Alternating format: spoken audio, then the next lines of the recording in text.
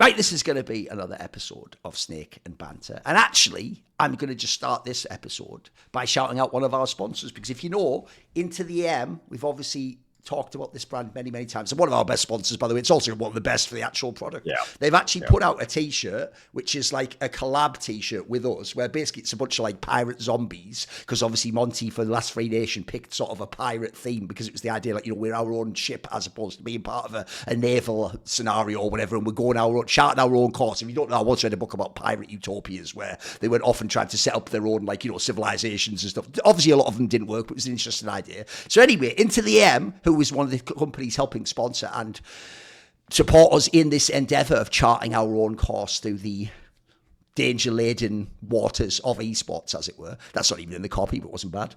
Write that down, someone.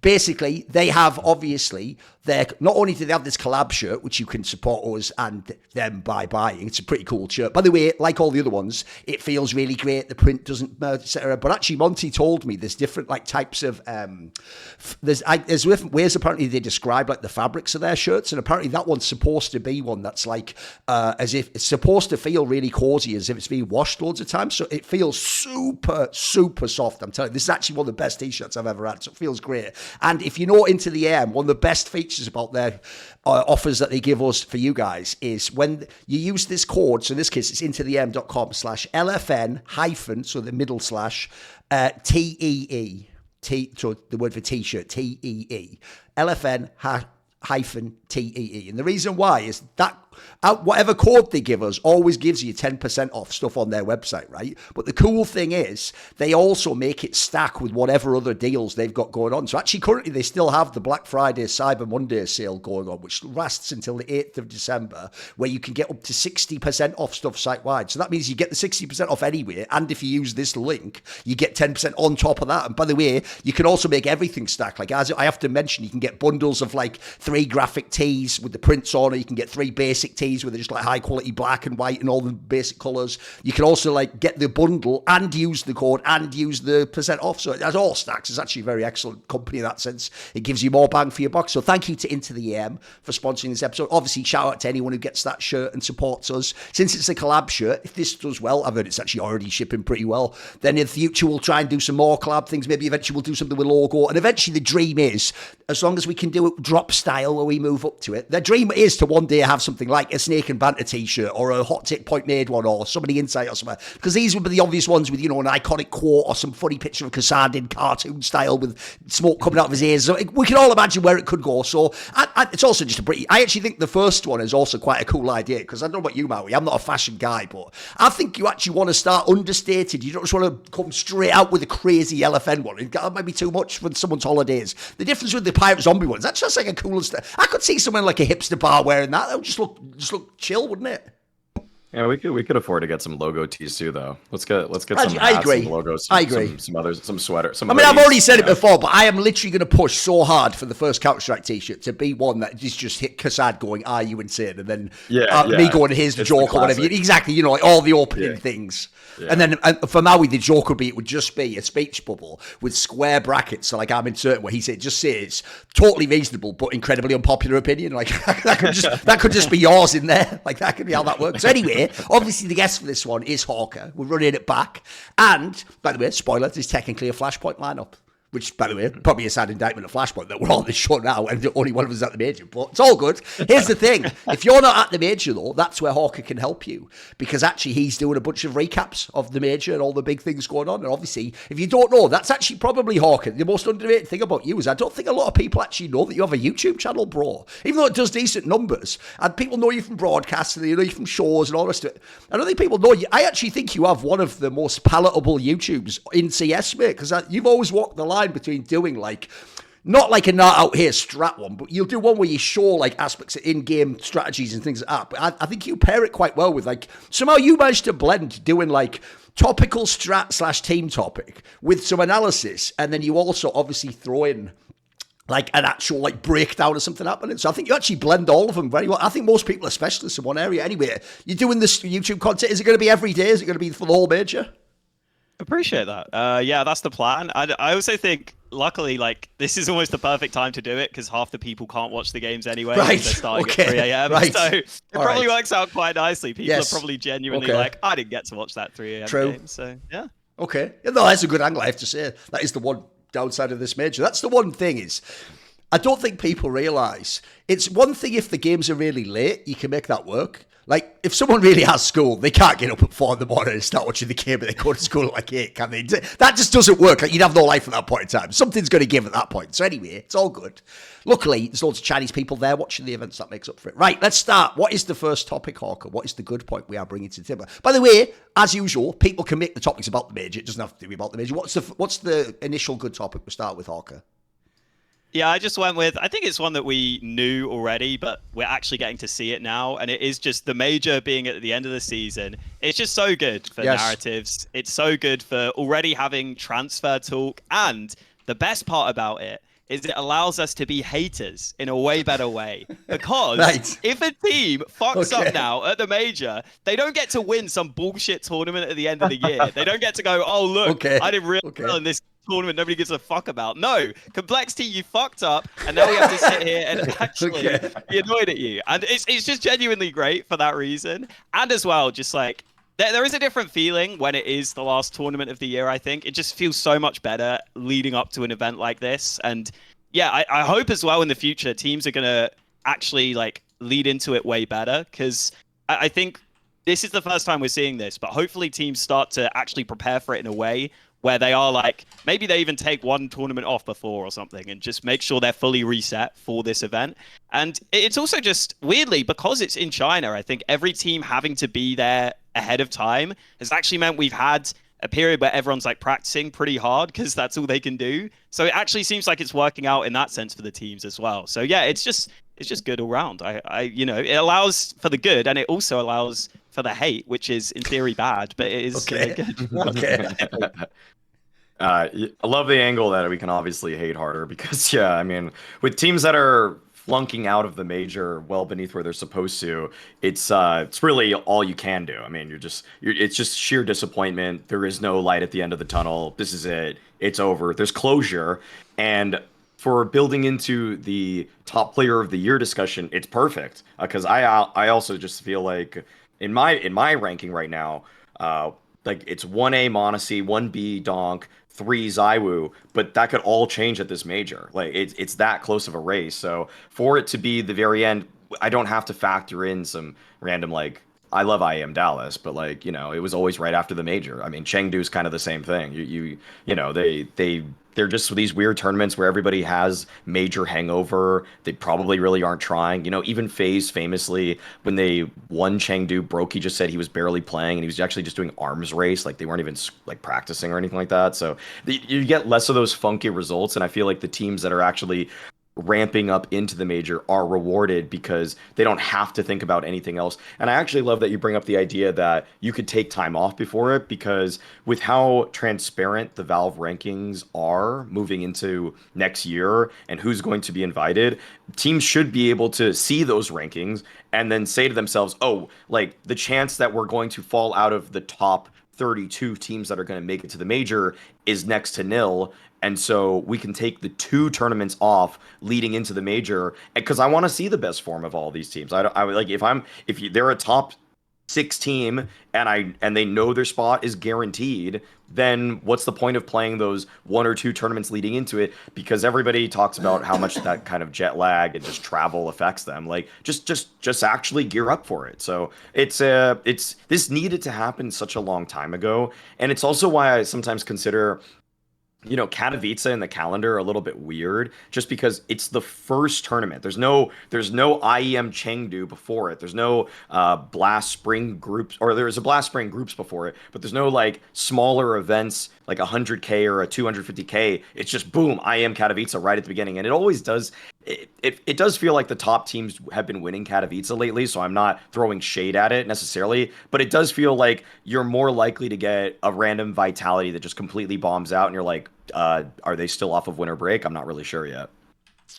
I think actually this is a good topic, by the way, because I think you can go across a whole bunch of ways. Like, first of all, I actually could see in the future, this is the one benefit I do think of the like future calendar that's coming, and the fact that if you notice, it's potentially allowing people to also like say like, here's the next 2 years of stuff I'm going to do, and I've booked out all these venues and stuff. Because my dream actually was that we just do what essentially was artificially, intentionally done in League of Legends. If people don't know, the off season in League of Legends is like sports. It's a specific time of year after the World Championship, which is obviously their equivalent of the major. And so the reason it makes a lot of sense in League of Legends is you know when people's contracts roughly will run out if they are 1 or 2 or 3 year contracts, and it ends after the biggest event. Like, that just makes intuitive sense to everyone. It makes sense to the player. You've got the biggest test. By the way, it works in both senses either. It means if you were actually a floundering team, so we could use an example at this major of Complexity. Complexity's been like this the whole year. They've barely ever done anything. So when they finally do a really big fail now at the biggest moment, actually I agree with you, Hawka, that's a totally more appropriate moment to hate on them. Like, that's exactly the moment to say this isn't good enough. It's obviously not a good team. And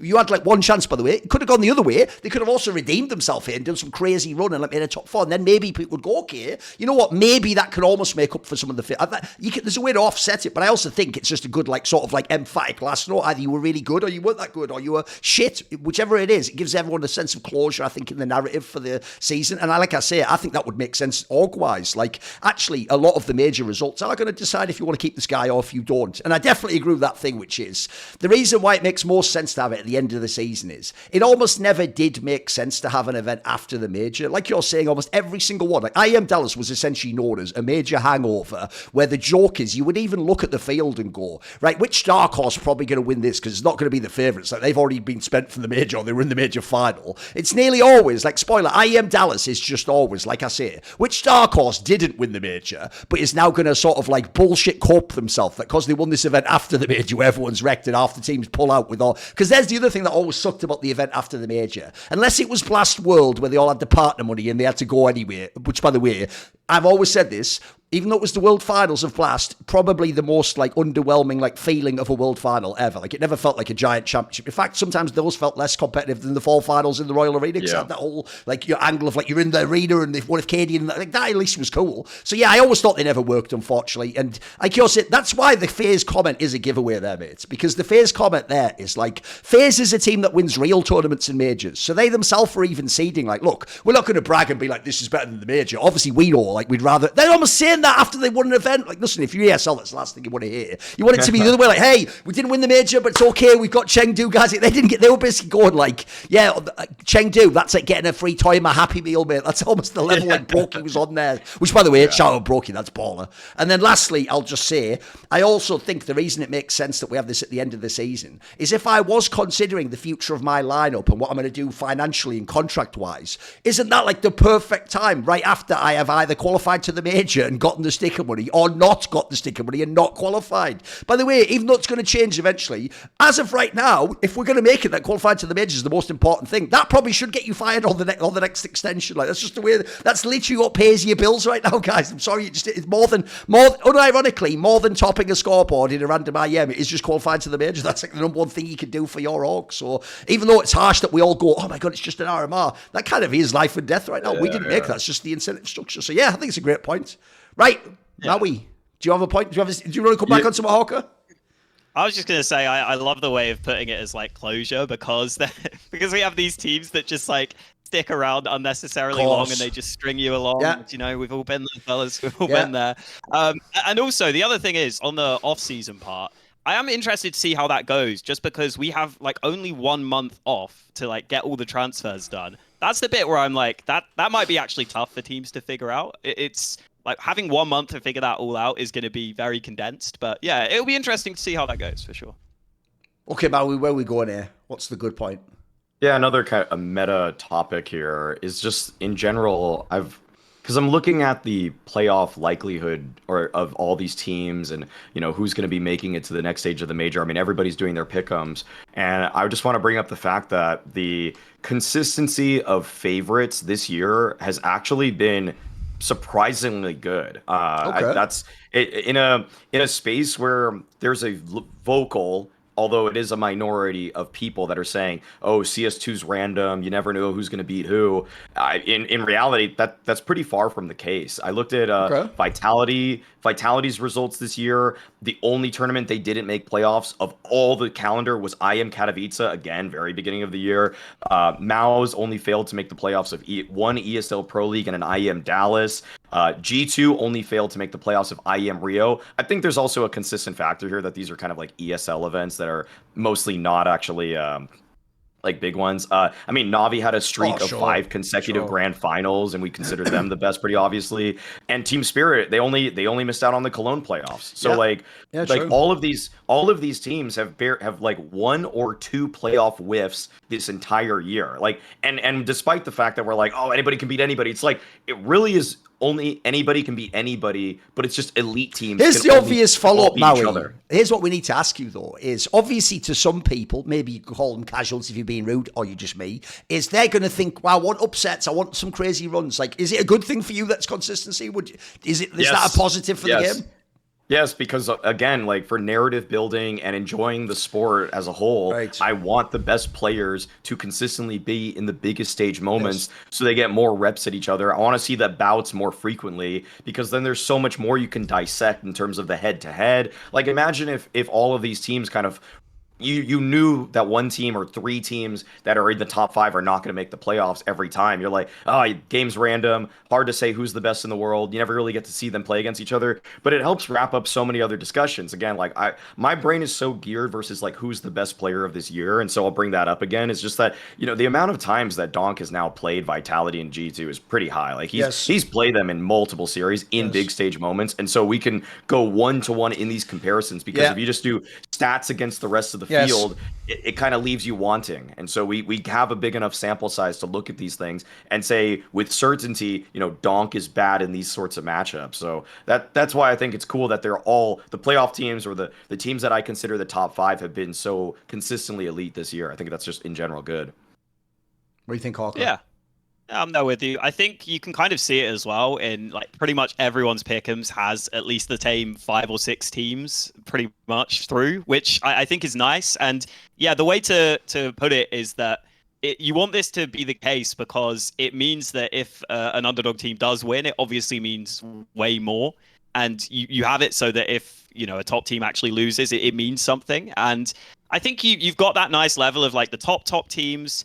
And then, a couple of them that are a little, worse off. And then outside of that, it's kind of all up in the open, which is pretty good. I think there's also a decent level of teams below. I also think this kind of touches onto my ugly point later. So I'm not going to bring up some of the stuff in relation to this. But yeah, it's just good all around. Like there are these teams that have very good stability. And also, I actually think even when you watch...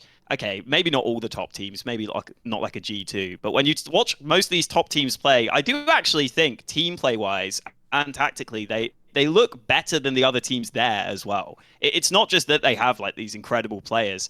I actually think for the most part, some of the teams below are actually lacking on team play and sometimes on just like nade timings and stuff. So it's not literally just that they have the best players either. It feels like it's kind of an all-round thing, which is exactly what you want, really. Yeah, but though I actually think on a whole bunch of angles, this is also... That's why I asked you that question, because obviously I know some people just want the novelty of the thrill of the upset, or they want like the Saw run or the Game of Legion run. They want the crazy one, even though, as we always point out, the same person who says they want that, I'll just ask you the follow-up question. The old question used to be, when the upset happens, do you really watch the next match? We already know scientifically you don't, but I'll go one further. When the upset happens, and then that team gets the cheeky invite to the next big event, do you really watch them all the group stages? No, you don't, of course not. Meanwhile, but you absolutely would have watched like Spirit against G2 in that group stage. We all know that. So as usual, what's it saying? Like actions reveal like something like revealed preferences or something like that. Like essentially what you actually do shows what you really think. So we all know that one. So I agree with you, Murray. I actually think it's better when the scene has consistency, especially because I actually think the best part when he ran down the teams there is most people think it's just Na'Vi because Na'Vi makes all the finals. It's not like you say, actually, if you look at the elite teams, the teams that have a chance to win the major basically, they actually have an incredible run of consistency. Like even Mouse, they had basically a month and a half that was bad. Aside from that, they tend to lose to the teams they should and make like a quarters or a semi, depending on where they play, like the Na'Vi your fucking vitality or something. And actually it makes sense. That's the key thing about more data makes more sense with the narratives, because then we can say them more conclusively. And by the way, I can tell you, coming from my side gig, obviously doing League of Legends stuff, it is a nightmare in League of Legends when teams that are massive meet once in a year, because all of a sudden one match with all the variants of one match and all the, like the possible novelty becomes someone's entire narrative for that year. So I'll give you the example. You nailed it there with the Donk one. Imagine, right, if Donk, remember the first 2 times he played Nico, he got mad gapped by Nico on the scoreboard and directly in the head-to-head. Imagine he'd only played the first one, right, the whole year, and then as you're saying, Maui, at the end of the year, now Donk can't be the fucking number 1 player because everyone's going to go, when you played Nico, he completely destroyed you. You're not even the best rifler, never mind the best player. But that's because he played one match. If you notice, what's great about that exact matchup is they played something like 4 times or 5 times now. The first couple of times, Nico got him every time. The last few times, Donk's got better and better, and now he doesn't even like completely get gapped. But it's just like G2 is better than Spirit, but now like the Donk one, it hasn't been ruined. We've sort of redeemed it with enough sample size, and that even makes sense in itself. Of course, at some points in time, someone like Nico should be able to get the better of Donk. He has way more experience. He's a veteran. I'm sure, by the way, Donk probably looks up to him. So I even think it makes the narrative better. It gives it more nuance. It gives it more interesting conversational elements. Whereas, like I say, imagine if we were all doing crazy hot takes off one best of 3. And it was just all that. And imagine, by the way, God forbid it had only been that IM Cologne one where they absolutely battered them as well. That would actually just ruin the whole Spirit narrative. Like, imagine, by the way, if that match happens at Cologne, but then Spirit wins this major, what would even the logic be of this year? So kind of each of them were like the best team ever, then at Cologne they're last place, and then suddenly they win. Like, that would make no sense. It's why our scene is actually dope to have this open circuit. The amount of matches just builds the story. The story also, by the way, if you're reasonable, just tells itself. You're not the one crowbarring it on. The results sort of tell you the tale of who they are and where they're going and what might be going on within the team and the scene, etc. Then lastly, I'll just say, it actually also, crucially, because we're only about a year or so into CS2, it's actually, this is one of the points I've always made, because one of the worst takes of all time, sadly, I can even tell you it's a famous Twitter person from a long time ago, so you can imagine who I don't like, but I won't mention their name, fuck them. It's a really old school take from someone who, let's just say, comes from Quake, not from CS, right? They always pretended they followed CS, and famously, when CSGO came out, and NiP was doing that unbeaten run, their take was the shittest take in the history of esports. It was, this is killing CSGO, and NiP needs to lose as soon as possible. And the reason why that is actually a terrible take, guys, is because that was when even pros like NiP didn't even like CSGO that much. And I can tell you, everyone wanted to hate on CSGO and say the game's shit, it's not as good as 1.6 and it'll never be. And I can tell you, if it had been the opposite and a different team had won every one of the first like 10 events or something, actually that would have been the logic. It would be like, look, it's a random game with no elements that any pro, like essentially it'd be the other way around. It'd be like, wait a minute, so even people like Get Ready Forest can't dominate this game. Like, it's just random, and it's random people that none of us know, and the teams, every event's different. It's actually good when you have a new game. Remember, same thing with CS2. We're all saying it's shit compared to CSGO. Well, I'll tell you what, if you actually have not just Na'Vi, but the top teams actually show consistency while being elite. You can even add, by the way,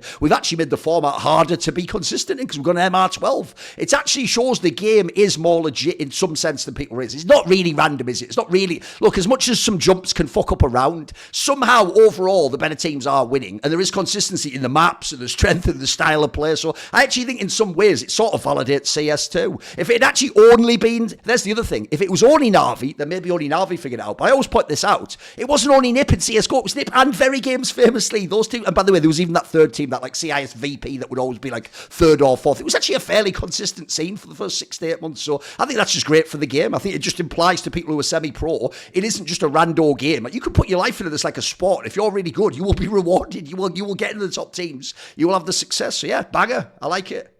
Right.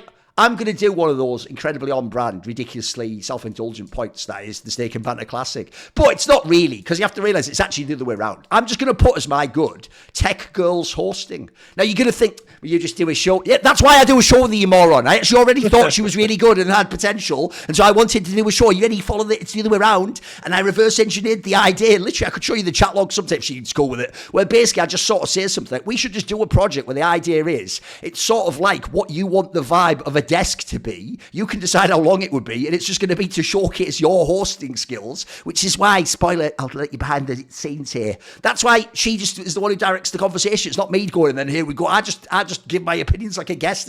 I'm just essentially, for real, like the regular guest. I'm not actually even really a co-host. So I actually already, I sensed, she could be really good. I wanted to see her do the events. I actually think one of the reasons I wanted her to do events as well is she is the number one example I've ever seen of a prospect at hosting who gets like CS culture. By the way, I would say Heku if she was a hostess, but she's more of like an interviewer, obviously. Heku's similar because they're not just good at what they do, they get the fucking banter vibe of CS. So one of the things I actually love that Tech Girl's doing now is actually the thing that, by the way, I would even go ahead and guess a little bit inside baseball. It's probably not what she's told to do by the TO, by the way, which is TOs tend to want very simple, just TV style, professional, when you bring you throw to them and it comes back from the break or whatever. And that was the end of wildcard against Virtus.pro. We're going to be looking at the CD. They want that, right? She's using that moment to start her segments with hilarious fucking like riffs on things, almost like her own skits, or like the joke is she as a host is doing what I like to do as an analyst sometimes, where you have like a reverent joke or you lighten the mood. I actually think if you like CS, that is exactly what you want on the broadcast.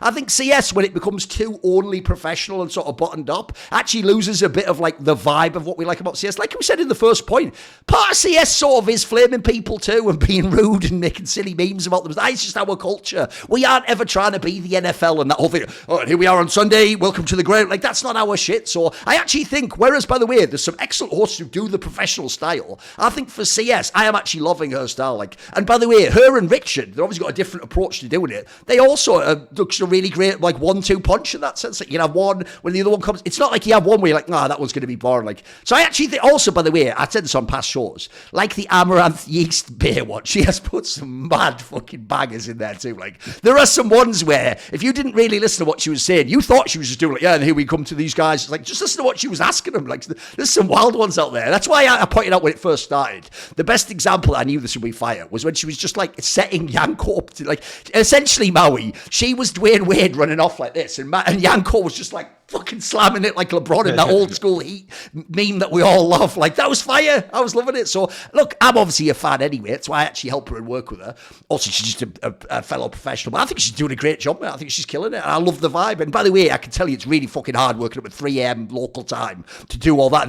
And then think about if there's any event. I felt we're starting this show like it's early in the morning. I feel like phoning it in. I don't feel like going, hey, yeah, let's go crazy. So I think she's killing it, mate. That's my good point. There you go, Tech Girls hosting. Have you worked with her, by the way, Hawka? No, I haven't. That's why I wanted to let Maui jump in. Right, fair enough. I've worked like at events with her, just not like on the desk or whatever, right? Right. I mean, yeah, I could take this, of course. I mean, I've been working with her for the past few weeks, and I've worked with her a decent bit at the Blast Paris Major as well. Other events in general. I mean, like, I think I've worked with her for, if I had to she guess, did some Blast Paris, yeah, that's right. Probably like, I probably worked with her in around like 5 or 6 events total. Oh, right. I would say that she's, and this is not a backhanded compliment. She's improving every time I work with her. Every single time I'm on a desk with her, I feel like she's riding the balance well between like being cheeky, doing good story building, allowing the analysts to also do what they do best, having a back and forth, like, but also like her read of it before. Like, I'll just give an obviously famous example. Like, you know, the Heku bit, I mean, not the Heku bit, the Heje bit with Bleh. Like, I think there's room there.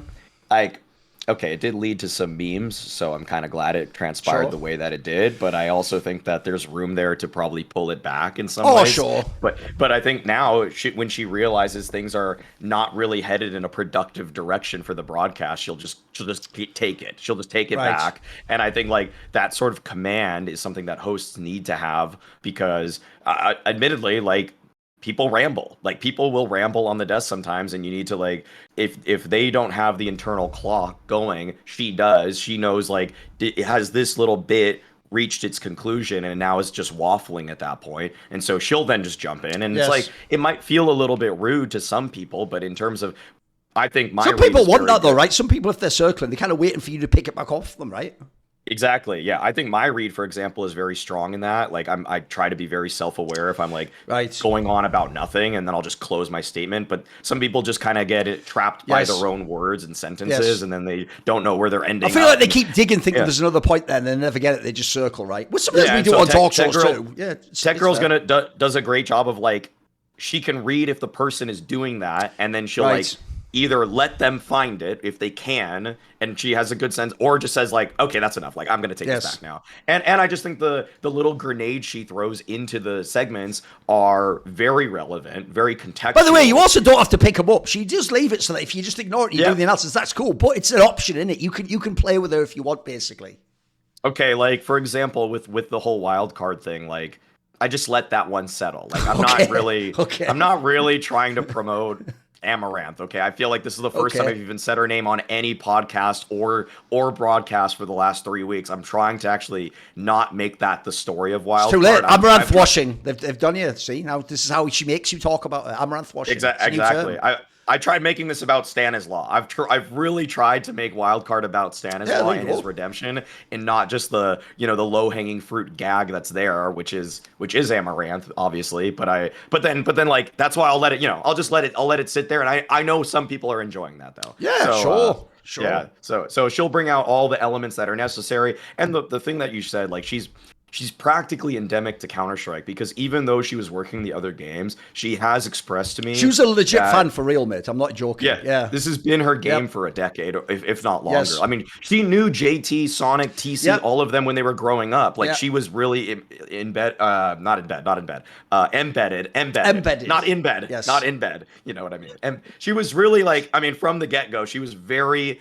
into Counter-Strike, okay? Yeah. I'm not talking. Yeah. That's it. It's all good. Messed up the wording there, and that's not. There's not a Freudian slip. No, there, it's all good. Not a Freudian slip. It's all good. You meant metaphorically, obviously. Yes, of course. Yeah, I definitely agree. I think she's also someone where you can tell. I actually don't know how old she is, but you can kind of tell she's a bit like, because she's willing to put herself out there. She's closer to my age, I believe. Without spoiling which wouldn't surprise me, because it's like she gives that sort of vibe where it's like, I don't actually care that much. She's never like stepping on eggshells or anything. Yes. And I also think that she does a really good job at, like you said, like throwing those little takes out there while also not taking up too much space. Yeah, that's like a really hard line to cross, because like as the host, it is your job to set up your analysts. And like she'll quickly throw out something, and it's like, if the analyst wants to pick up on that, they can. If not, they don't want to. And it's fine. And I also think, like you were bringing up earlier, where she knows when to cut in on people. The other thing that's good about that is sometimes if you are rambling on, you actually need someone to cut in, because then you can actually start to think about, this is actually the way I want to say this. So yeah, she's just great all round. I think it's also just the style she brings. It just makes me always want to tune into the desk segments, because I always think like there's going to be something there. Yes, there could be something funny. Exactly. Yeah. Yes. No, you've actually nailed it. I hadn't thought of it that way, but it's like him. Remember, I might start doing these again one day, but I just have to get in the right headspace. If you remember back in the day when I used to do a Thorin's Thoughts almost every day, famously for the ad read, I would actually make it almost like a skit. If you remember, I would do some like I would do one where I'm talking backwards, or I had one where I had like a fucking teddy bear dog and it summoned the devil. It was telling you to bet with a specific company or whatever. Like I was doing all of it, and what I realised was the reason why that approach is good is some people even told me sometimes I just watch the advert to see what the fuck you were going to do, even if I didn't care about the topic. Like I agree, she sort of does that. Like I say, because that's what I was trying to sort of say earlier, Hawka. The problem with that type of like very professional, like, and I'm coming in from break here, we're going to watch the next game, is even the way that like voice goes almost is like hypnotic, where you don't really listen that much. You sort of just go, blah, blah, blah, blah, blah, right, wait for them to say the first opinion. Actually, you have to listen to her, because first of all, your brain's like, what is she going to say now? Especially, by the way, spoiler, if anyone's had a big upset win or a big favourites lost, you know she's going to come with some fire there. And also, I'll even throw that in, I also think she might be the best example I've ever seen of someone who was a fan and used being a fan to make the broadcast better. And I'll make a very brief point, but maybe you guys can jump in on this, which I'll say like this. I'm sure we've all, as analysts, work with the host where they're like either not from the game, so they're just doing that really obvious thing of like, but why do you guys keep saying Wildcard won't beat G2 in a best of 3? And it's like, oh Christ, like, you're making this way harder. Like, that's not the way you set this up. The question is like, what she would do would be like, look, we all know Wildcard's not on the level of like Nico and Donk and that, but what, like, do they even have an angle? Is there like an upset thing? If you frame it that way, you can sort of be biased, which isn't being biased, it's having opinions. We want people to be fans of the game guy and love and be invested, but it's a way of being invested without making it like we have to do like a Disney storyline. I think she does a really good job of sort of like making it like that. Her framing is a lot more realistic than sometimes just the question of like, how can Wildcard win? Yes. It's like, fuck off. Yes. Like I'm not their fucking coach. Exactly. Like, Yes. Yeah. Like it's just, do they have anything that we Yes. should look for to be happy about for them for the future? Yeah. It's like, yeah, we should look at Jaba. Like he's a rising star. You know, like that's a more realistic question.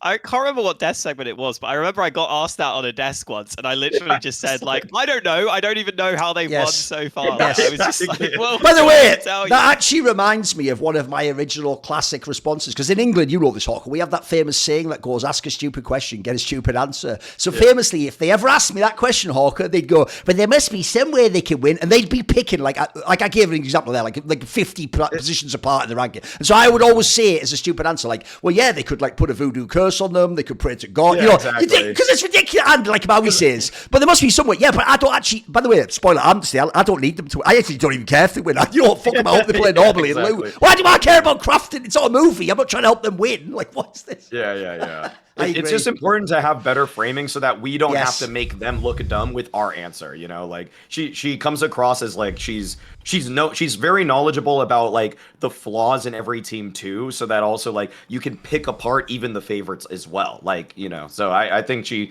always has the nuanced angles to go along with the big narratives too. Especially sometimes, dude, Desk.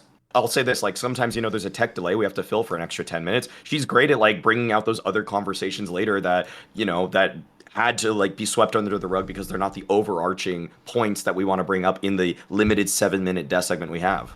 Yes. Well, speaking, Maui, of having aura on the desk, framing things correctly, getting the right view, but being able to change the views depending on what the moment's like, that would be a perfect straight fire bespoke way of backdooring into this ad for aura, wouldn't it? Which is, as it says, the perfect gift for this holiday season. You use the code S&B, it's all one word, you can save $35. This is actually an example of a company, I'm going to do nearly all this just authentically. It's actually one where Monty, I believe, in real life, just bought this product. It's basically like a digital photo frame. And what you do is you can program it via like a cloud, like an approach. And basically you just decide what photos go in the frame. But obviously the flaw of a normal old school frame is it's one physical photo that you have to physically go to that location and put into the frame. So for example, in the modern day, a lot of us are quite disconnected. We don't all live 1 mile from our family like we used to 100 years ago and never go within like more than 25 miles away or whatever that famous stat of people back in the day was. In the modern day, some people even, like I live in a different country than my family, for example. And that's actually where Monty got the idea to get this sponsorship set up, because basically he'd bought a bunch of these digital frames, and the obvious way, this is a great way to use it, by the way, for the holiday season. I think it's actually a mega gift you could give like your mother or your grandparents or an uncle or something. You give them this frame and then you set it all up, and basically they can then just have it in their house. The best way I think is if you do this, you give it to your grandma, put it on her shelf, hook it all up, etc., and then you yourself can program the photos that go in there remotely from wherever you are over the internet. So that means you can, by the way, because it's a cloud thing, you can put like hundreds of photos in. You can choose, does it stay on one photo? Does it switch every 5 seconds, every 10 seconds, every minute, whatever? And basically what's cool is, like Monty was doing it, because obviously if people don't know, he has 2 young kids, but one of their grandparents are in Korea and the other ones are in like Colorado in America. So what he did is he gave both sets these frames, and then I think Susie, his wife, just loads up all the recent photos of the babies as they're grown, etc. And the idea is, if you're the grandma, think about how dope this is. In the morning, you wake up, you look over, there might just be a brand new picture of like your grandson in that frame. Like, look at that. Is actually, I actually said this unironically, I'm not even trolling here. This actual tech is like such an insane upgrade over the old tech and quality of life upgrade. It's actually one of the most wholesome sponsors we've ever had, because not only did Monty do this and buy it in real life and go, it's actually great, we should promote this, but he sent me one. And obviously this is not the sort of thing I would ever do. I wouldn't even think of that. Right? I'm not actually that sentimental person outside of esports, believe it or not. That sounds a bit dark actually. I'd rather wax lyrical about Simple for 10 years than like, hey, how you doing, grandma? Like, that's just who I am. Listen, I'm focused. I've got my head in the game, bro. I'm a warrior. So anyway, but the point is, even I have to say, after I've had it set up in my house and I had someone put loads of pictures in, actually, believe it or not, just walking by, when it changes picture, it's actually a mad wholesome feeling when you, I remember that moment. Look, yeah, that was like a few years ago. It's actually like I say, there's no downside. It's just actually a really cool, like, quality of life upgrade. So it's one of those things where, as I say, in this particular case, great holiday gift. By the way, great gift for yourself. Like I said, just program in like 300 great photos of yours. Just be reminded of cool things and friends and family and people you don't think of every day. Actually, it's dope. So as a result, if you want to save on the perfect gift by visiting auraframes.com to get $35 off Aura's best-selling Carver mat frames by using promo code, it's on the screen, S&B at checkout. That's AURA frames.com, promo code S&B. The deal is exclusive to listeners, so get yours now in time for the holidays. Terms and conditions apply. Obviously, also, if you check the date, you've still got time to order something like this. You could give it as a gift. And as I say, it's a great gift for yourself. But I actually think, especially if we think we're all nerds and gamers playing on the PC all day, I think it's actually a banger gift to give to, like, as I say, your mum or your grandma or something like that. And here's the coolest thing about it. Because you could also just set like 300 photos and then just, if you want, just forget about it. They're going to actually, I think, receive this gift and it'll be so much more important to them than even you, I actually think. I think they'll think that's actually a really, like, thoughtful gesture that you actually went out your way to sort of, like, curate memories and show them your life. So actually, like I say, I'm not even trolling. I actually think this is one of the best sponsors we've ever had. So shout out to Aura for sponsoring the show. And obviously shout out to Tech Girl for having her framing and all that. Aura, you see what I did with that. So you can run that back if you want. If you want to learn how you do it, hosts, just go back on that one. It was pretty good. It was actually somewhat like a Tech Girl intro. So, okay, now we are on to the bad points, Hawka. So what is a bad point at the moment? I just also want to say, I love that in that ad, I feel like your use case for it was the fact that you have it with your girlfriend. And then I don't even think you suggested to the viewers that they can get it for their girlfriend, because I guess you... Oh, yeah, you're right, they could. They ain't got it like you. True, they could. They ain't got it like you. They got that it's true if you don't live with them, actually, as well. Your girlfriend would be a great person to buy it for, programming all pictures of you. Obviously, in that particular case, maybe give her access to the cloud. So in the modern day, when all you Zoomers break up, you all like, are you actually 1984 memory hole that you ever even were with that person? I don't know. I don't get your generation, bro. I don't get it. Whatever. It's all good. Keep going, Gen Alpha. It's all good. Yeah. All right. Yeah. Anyway, my bad point. Okay. Fucking Ministry of Truth, Gen Alpha out here. Like, what you mean? I was always with Susan. I was never with Brittany. Like, fucking hell. It was just a different time, boys. Anyway, go Hawka. Go on. Yeah, my bad point. Which also, you know what? Maui's not done a self-indulgent one yet, but I'm kind of doing a slightly self-indulgent one because in the pick'ems, I didn't put complexity through, and I feel like I'm the only person pretty much that didn't. And yeah, they were just like they were just bad. They were just bad. Let's be real. Yeah, like the individuals on this team just. It just feels like the biggest problem is just the individuals on this team. Whenever it gets to a pressure match, they just look like they're just so scared or like lost, and they just make like silly mistakes. And it's like a kid talking to a girl for the first time and being like, oh what do I do? Oh geez. And I'm like, come on guys, like this has been the same thing for so long. It feels like it's like rotten to the core. And honestly, the mad thing is, I don't even think it's like an in-game leading thing, because I think JT is actually a pretty good caller, and I think they get into good positions. It just feels like the individuals will just take turns to make like just silly mistakes and just do like the silliest thing you will see, and one of them will get caught here, and then one of them will get caught here, and then the nade timings just go off, and you just see the spiral. And I think the worst thing about this is, if you are Complexity and you get a liege, it is like a gift, and you have to be cutthroat if you want to prove to him that it's worth sticking with this project. And they were the opposite. They were not cutthroat. They did not try and upgrade pretty much any position. And now at this point, I mean, we have to hope, I think, or assume that a liege would go, because it just feels like there's so much that would have to change to like change the narrative of this team. And I think the worst part is, it feels like they just sleepwalked into it, because we've all been saying this for the longest time, because the lineup's been the same for so long, and yet it still ends up happening. And it's like, oh, okay. It's actually one of the longest running CS2 lineups that people don't know. It's been the entirety of CS2 is just this lineup. Yeah, true. Yeah.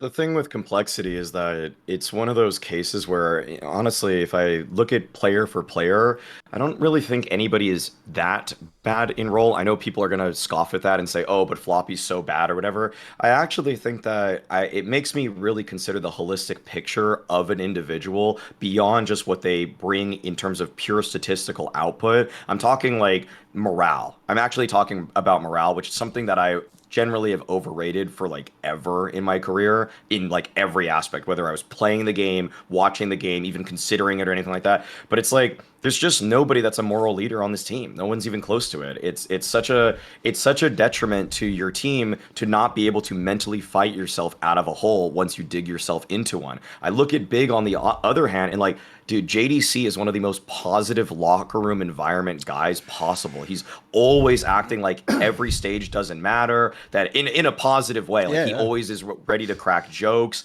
I think Tabson is more of like a serious leader. Like he kind of like gesticulates a lot more like Apex, where there's frustration, but it's a serious tone behind it. Whereas I can just go through all of them. You know, like Elige is known for like, you know, he's biting his fingernails. He's known for sometimes sacking games a little bit. He gives you the cold shoulder a bit, right? That's kind of his style.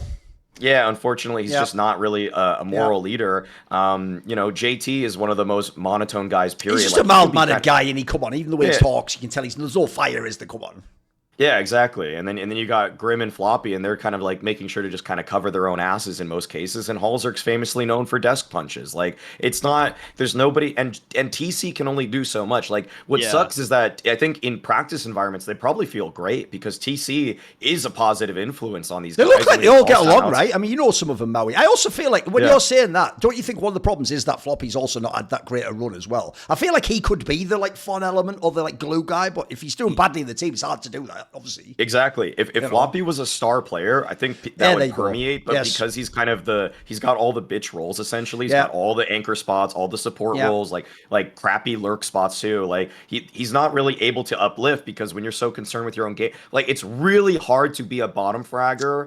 And then to be the voice of reason or like an uplifting voice too. Like it's because you could argue you're the one who needs the uplifting. Like in that moment, exactly. Exactly. Like what are you gonna do? Like if I'm listening to a bottom fragger, I also can't even always believe it, you know, like I can't believe it when I like the way Maui's doing like the thing, hey, shut up 7-4 or when like he's actually doing get your score up first, you know? Yeah, exactly. Dude, if that guy's cracking jokes, he would actually be pissed. I like the idea though in a major, you know, like it's a close game. You're like, oh, why is 4 frags talking? Like, bro, like I'm like next to you, what are you talking? That's good though. I like that. That's good. Yeah, but that's complexity to me. It's just it's because like in isolation and in group stages, I'm not usually that concerned about them because it's when the pressure hits, it's like this team crumbles like no other. Yes. No, by the way, I actually think you framed it perfectly there, Maui, because the worst thing about this squad is, because it doesn't have giant names beyond Elige, none of the others are giant names. Even in NA, they're not. Like, people like Floppy never got to the point where they were like a Stewie 2K or something like that. So, because they don't have giant names, people automatically, when they lose, look at the roster and go,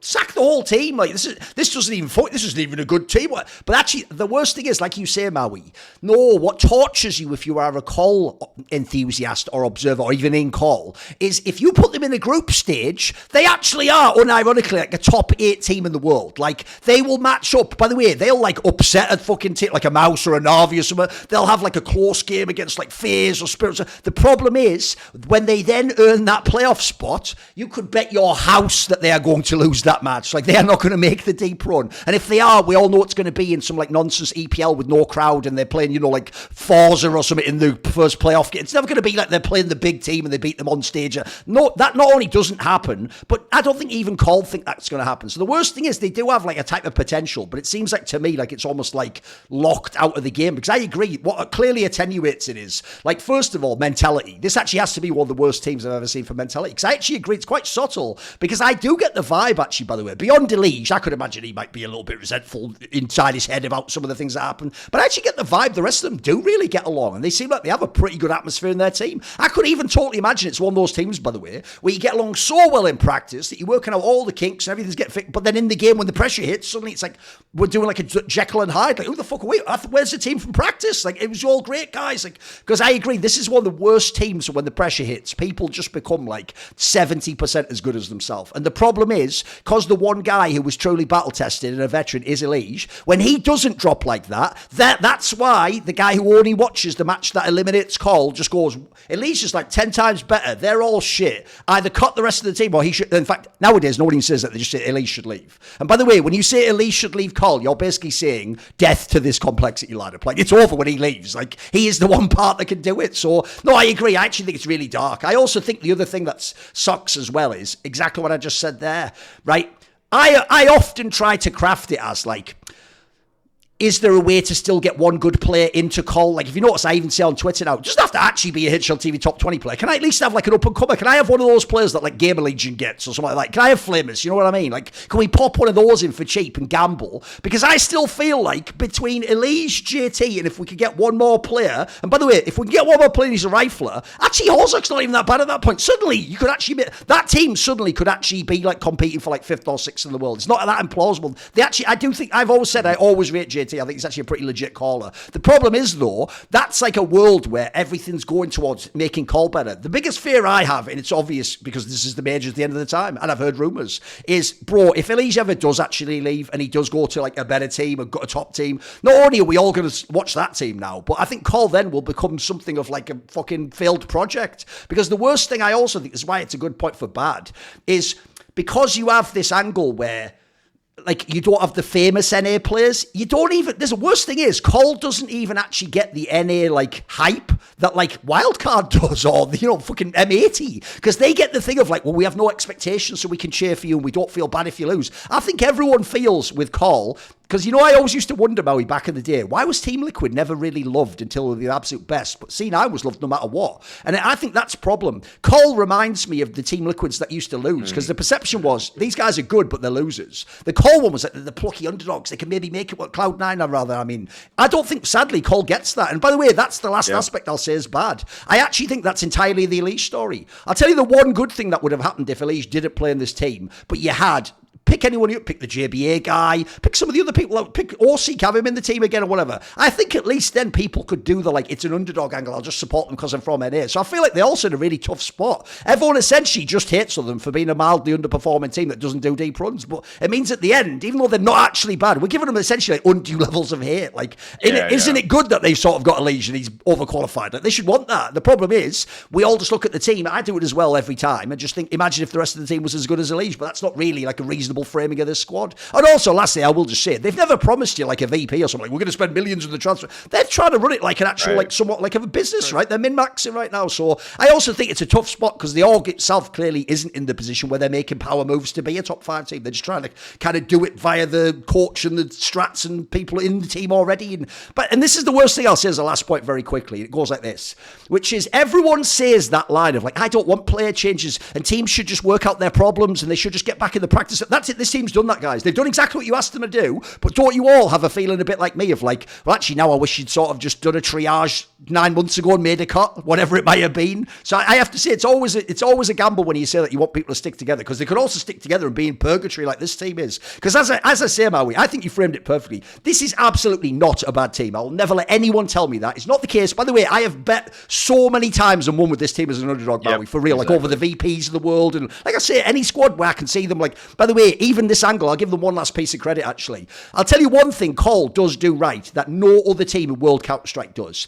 They are the only team that has a realistic sense that they're not actually going to be elite. So that's why they don't even like Vertigo, but they hella practice it and punish Pickett into everyone. And that unironically has won them so many series and got them a third map so many times. It is bonkers. Because basically, if you don't ban Vertigo, and this is the key thing that they've sort of realised, almost everyone who doesn't ban Vertigo also doesn't pick it. So what's mad is you're almost gambling. Since everyone bans it, I always get it to go to the third map or the second rotation, and then they just pick it. And that angle is cynical, but it fucking works. So I actually agree. Even though what I tried to do there was frame some of the good, but it's still bad. I agree. It still fucking sucks for Cole. Their vetoing is so good. Like, legitimately, their vetoing is one of their best aspects. Like, they actually know what they're doing in the time that they have to prepare. They're not just like looking at HLTV stats. What do you guys think, by the way? If you could, like I say, if I could bring one player, it can't be a superstar, obviously. Let's not be silly. You can't put Duncan or something. If you just give, like I said, just a talent, like an up-and-coming European talent, Cole could be legit if they had one more. I think one player is all they're away from. What do you think?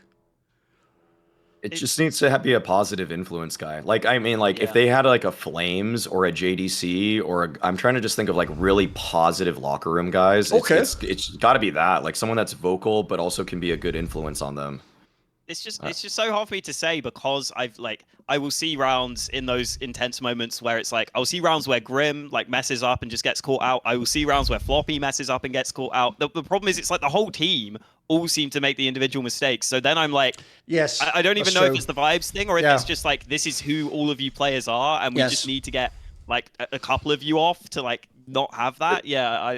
But when they're playing better, I feel like, when I see that, that's more decisive. They trust themselves more. Like, that's even even how I'd frame it. Like, for example, when Floppy was just standing on top of that box on that Dust 2 round, where it's just like he's getting pinched from tunnels and from doors, and he's just trying to take like a 50-50. I think a more decisive and less in his own head Floppy either just pushes tunnels, or he just like drops and fights Car and fully dedicates to like the isolated fight. Like, That's what I mean. Like, and even when Grimm had a big uptick in performance kind of leading up to that series, it looked like it was because every time I saw him take a fight, he just strafes into an angle with perfect pre-aims, as opposed to like being between decisions, which is sometimes how I feel like watching him. Like sometimes he's like, ooh, should I push HUD on nuke, or should I kind of like stay outside, like half in it? And it's like, no, when you actually just push it and you believe in it, even if it's not perfectly set up with the team, your aim is good enough to win this fight. And I think decisiveness is one thing that morale does lead to better individual plays in as a whole. By the way, I'll even say, normally I would say this topic should have been ugly because we talked about a lot of the positives and how close they are. But actually, the reason why it's bad is what Hawka said.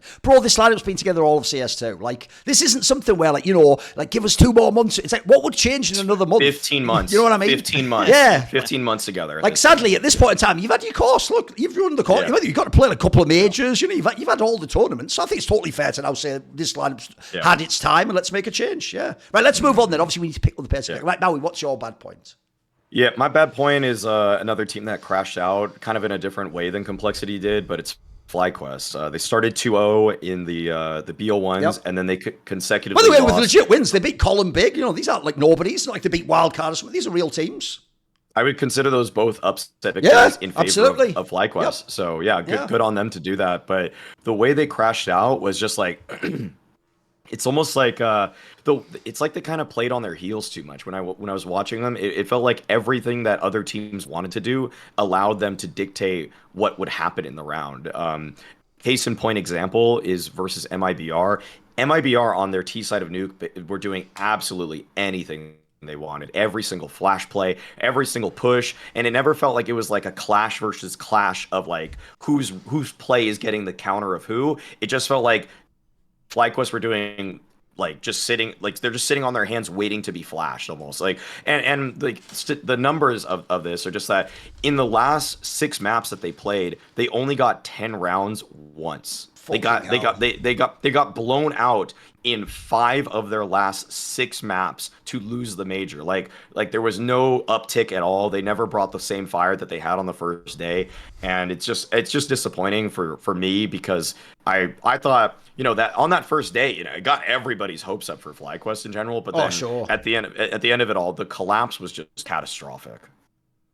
Yeah. It's also like just like Alistair, for example, his AWPing style, it just seems like so inconsistent. And at the start he was playing well, and to be honest, even in some of the losing games he wasn't terrible, but it still feels to me like he's inconsistent. And it's like the annoying thing is there are probably the pieces on this team, like I think Inns is genuinely like actually very good as a rifler. Like he has a case to be made for just like leaving this team if he wants. By the way, Vexite has potential. They're not terrible. Yeah. Vexite's like sharp as well. And the thing that was most, I think, disappointing, especially in that MIBR game, was that against an MIBR, the reason they lost so badly is because MIBR have these like crazy aim stars and they play aggressive. But FlyQuest, like especially on Inferno, in the past their structure has been very good, and they've actually been able to like push and pull between the sites really well and know when to rotate really well. And that had to be their path to victory. And even that just like went away on the Inferno. Like they probably didn't have the firepower to compete with MIBR. Okay, that's fine,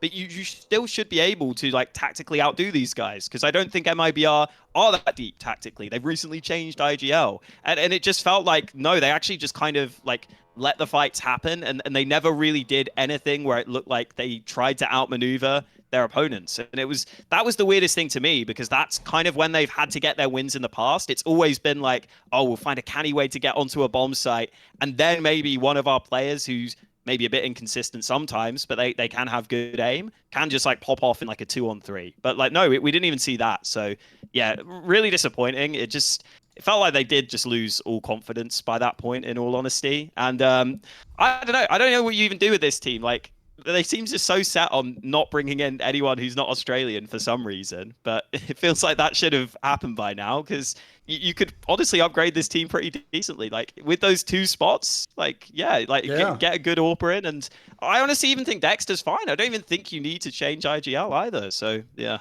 Right, the main problem, I'll do a mixture of analysis and banter on this one. So first of all, the analysis is this, right? The main problem you have is that Dexter isn't the player he used to be. You remember he used to be like the fragging IGL who looked awesome. That's why he got the mouse gig. Sadly, he's just the IGL now. He doesn't frag, unfortunately. So it means actually your firepower's a little bit underrated in the squad, even though people hope that would like buoy them up a little bit. Then also, I actually agree with the Alistair take. The problem is, at the last major, he looked at times like their best player. So a lot of people were kind of hyped, like, oh, is he good? But actually for an AWP, he's just kind of a bit mid. He's just whatever. Like, and so the issue there is like we've already taken like our IGL doesn't frag, our AWP's not that good. Right now our rifles better be sick. Right, here's the thing. I agree with the INS Ins guy. He is actually pretty good. Like that guy actually, unironically, bear in mind he speaks English.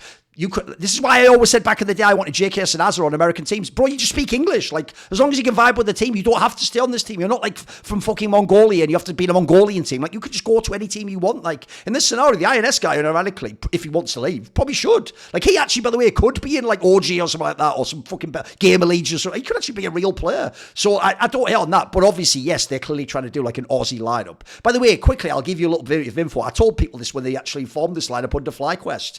I put it this way, spoiler. I know the person who runs FlyQuest because he's a guy from League of Legends called Papa Smithy, and he was one of the people that actually reached out to me before he signed this team and was like, look, I know obviously you're a CS guy, I'm from League, like what do you think of the lineup? I can't remember, what were they called before? Were they Greyhound before this? I think it was Greyhound, right? Were they called Greyhound? Yeah, Does anyone remember? They were Greyhound. Right, I think say it was Greyhound. He was like, "What do you think of these Greyhound players? Like, should I pick them up?" And I actually told him, by the way, this is going to shock a lot of people. I told him, yes, of course. Like, if you know the way that Asian RMR spot works, mate, their team's always going to actually be probably a pretty good min-max as long as you can get the sticker money. And I did point out to him, by the way, and if you ever do spend money and you chuck like 1 or 2 stars in there, it could also be like a decent team. Like, but I did tell him, but you're going to need like an upgrade or two. It's not going to actually like go like top 8 at a major. So I said, forget making like playoffs, but it just will be financially like not a bad gamble actually, and obviously you can get like a regional support and stuff. But here's the sad thing, this is the bomber. He then did go and sign this squad quite quickly, and it got announced. And basically, I won't say who, but let's just say I have a different contact within the Australian scene who told me, like, oh, fuck, they've signed. Because we were actually in the process of potentially getting them a different sponsor, and we were selling the idea that we have to have the budget to get JKS and then sign a European AWPer. Now imagine that, Hawka. Imagine what I just said. That's the team you're talking about right there. Imagine this squad if it was like IGL plus INS plus, I don't know, in this case, probably like Vexite if we're getting a European AWPer. By the way, that's another thing. The Vexite guy's 20 years old. Like, actually, he could potentially be good in the next year or two. Like, he actually has some skills. He has some aim.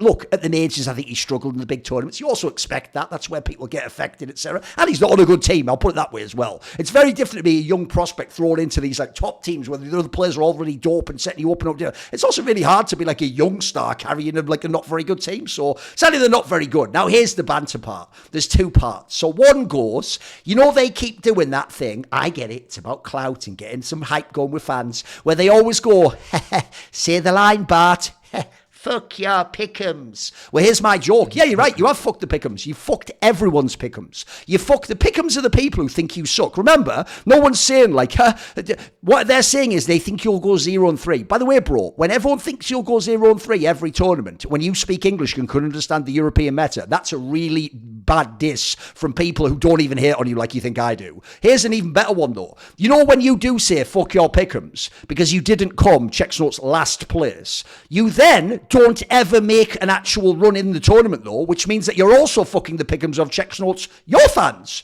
So your fans who get hyped from these bullshit BO1s and then have to sit through, like Maui just said, 3 BO3s where by the end you're not even competing, you're just getting dusted. And then lastly, I will leave on what is one of the most unintentionally hilarious things I have seen in fucking years, boys. So I've scrolled down and I've found it. This is an example, Maui, of when being nice, and this isn't even him being fake, he's actually being nice, goes wrong. Are you ready? Because after the Team Liquid game, where Team Liquid went 3-0, because by the way, Team Liquid loving to get fucking FlyQuest in the 2-0 game. Are you kidding me right now? They get them and they won. And here's the detail. What I'll tell you first, because I know most of you don't even watch fucking FlyQuest games. I'll tell you first what Twist said, and then I'll tell you why it's unintentionally. He did not mean this, I promise you, but it's unintentionally fucking hilarious.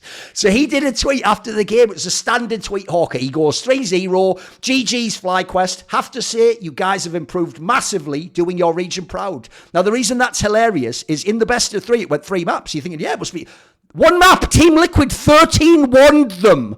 Bro, if I beat you in a BO3 and I 13-1 you and then go, you know what, you have improved a lot. Like, That's almost the most genius trash talk I've ever heard. Like, Twists has actually backdoored into a fucking savage beat down there. That's better than me ever waxing a little about how shit you are. Just going, you know, I even used to say, Maui might know this, I think I've even said it on the show before. I even used to say if I was ever a player, I would do mind games like that. Like, I would beat my opponent, like, massively. You know, he has a really bad game. And when I shake his hand, I'd go, you know what? You are a fucking amazing player. And that was some of the best CS I've ever seen. But I'd just do that, get in the head, like, fuck with him, you know, like, give him a backhanded compliment. You could do it genuinely, though, whereas Twist actually... No, true. By the way, I know Twist isn't even doing that. He just means it as a generic, like, you know, hey, he just means you got the 3 maps, like, fair play. You know, you had us worried for a moment. But like I say, if someone's congratulating you for getting 13-1, like, bruh.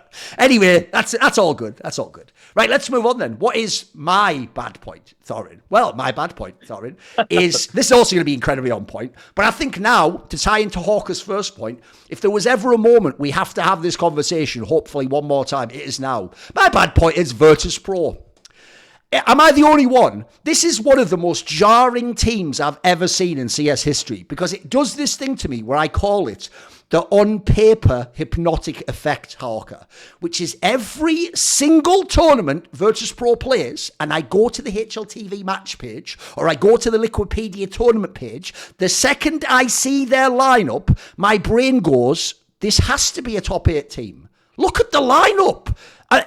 I keep thinking, Flaming Fit, Jim, they were in that Outsiders. Then you have fucking Electronic. He's goated, mate. Remember how sick he is? Then you have fucking Norbert, who's actually like one of the most improved players in CS2 and was also in the winning. Like, you look at it, and every time, no matter how many ways I think about it, even when I think of the matches, by the way, even in their matches, they can get to 3 maps against anyone. They can beat almost no one in 3 maps. It's actually unbelievable. This team does like just enough to make you not go, it's complete shit, fire everyone. But they never do enough to actually make you go, there's something there. And so it is one of the most bizarre rosters I've ever seen because on paper, the GM killed it, by the way. On paper, if this was Football Manager Hawka, whoever's playing this save did the most insane GMing job I've ever seen in the Russian scene. This lineup should actually, on paper, remember, they're all major winners. This lineup should actually be like top 3 in the world. Like on paper, by the way, this actually be better than Spirit. What are we talking about? But they are so irrelevant to World Counter-Strike. It is actually pathetic. And at this major, that's why people don't get it. This major, this specific one wasn't about Wildcard. Wildcards was when they won the last one. That was them. This was about VP. How the fuck can 5 major winners lose to Wildcard in a BL3 like that? That is actually absolutely insane to me. So I want to know what you guys think of this squad. Because like I said, we've done it a million times, but I hope this is the last time. I hope this is going to be a big shuffle after this. We've got all the money supposedly, but another lineup, by the way, that's just run its course. It's had every chance. They've even done all the things you've heard of. They're trying things with Jay. By the way, I have to say, in interviews, they make it clear they're trying stuff. They fired their coach. They've switched things around, but it's just never worked. And by the way, you look also what they've done to those players. My God, they have absolutely tanked the stock of Fame and Flip. By the way, 2 of the most promising players of the end of 2022. Flip, by the way, is secretly a player that should have been a HLTV top 20 player last year. It's just the team wasn't good enough to give him the placings. So it's actually insane. They've actually, the whole team is almost like, this is the ultimate less than some of their parts team. I've never seen a team this bad with a roster this good. It's crazy. Thoughts, boys? Yeah. I think the thing that I always had when this team was made was just that Jame and Electronic as a combo, I think you just get the worst of both worlds. Where you have James' style, and then I think Electronic's a pretty big voice. But Electronic now, like, we don't really get the entry success of Electronic because they don't really do it enough. But then it seems like James tried to lean away from his style, partly because it's CS2 and it's probably not as good to play that like crazy passive style. Yep. And to be honest, I always felt like it was kind of a bit overrated in general. It's like everyone wanted to believe, oh, this guy's just figured out CS, man. He's next level. Chess master. Come on, guys. No, he's just willing to play really boring, and I don't think that's actually like good. I think it's just other people get bored of it and sick of it. But anyway, I also think weirdly on this team, like, you're right with the stocks of the players being low, and I also think that's partly because like the players have almost lost their identities a little bit. Yeah. I'm like, I remember like on this team, I feel like Flit's gone from between being like an aggressive rifler to being a passive rifler. Like it's really weird. Like Fame, I remember when they won the major, he was doing like a lot of entry rounds and actually on Mirage, like getting loads of entries. And now it seems like he's like kind of a lurker on this team. It's like the roles feel like they've like shifted around so much. So I don't think the players have like had the chance to really show themselves. So yeah, I don't know how you really fix this team? Because it does feel like a leadership problem, but Yeah. I don't know where you go beyond James, because I don't think I want Electronic to in-game lead either. No, that's the craziest thing if you think about it. Normally, when you have like a super team on paper, you only need one change because it's a super team. It could activate. But you're right. The biggest problem is it's the Cadian scenario in Team Liquid. If you fire James, you've just fired your AWPA and your IGL. That's all. Like, what do you do? Yeah. What do you think, Maui? Everyone knows you're in on this team. So what do you think of them? Well, I'm gonna reveal something that Ooh, okay. technically isn't mine to reveal, but in a way it is mine to reveal, and you'll understand. Where's this going? Because Electronic told Blair at I Am Cologne how hard it is to teach these guys what he wants to do. But the reason I can reveal this is because when Electronic approached Blair, he said, "Mauisnake, I have to tell you." Oh! Hey, So you know what? Do you know what's sad, Maui? On one level, that's actually like an ego stroke because he knows you and he's trying to talk to you. On the other side, he doesn't know actually what you look like and literally Blair's Indian. Like, you know what I mean? It's not like he looks similar. Like, he doesn't really look at all like you. But that is, in some ways, that is straight fire. That's a great anecdote. And I agree with you. In a way, you are right, Maui. Logically, you're allowed that information. He was trying to give it to you. He just sent it to the wrong address, didn't he? I know. Exactly. Imagine being Blair as well, by the way. Like, hey, Maui.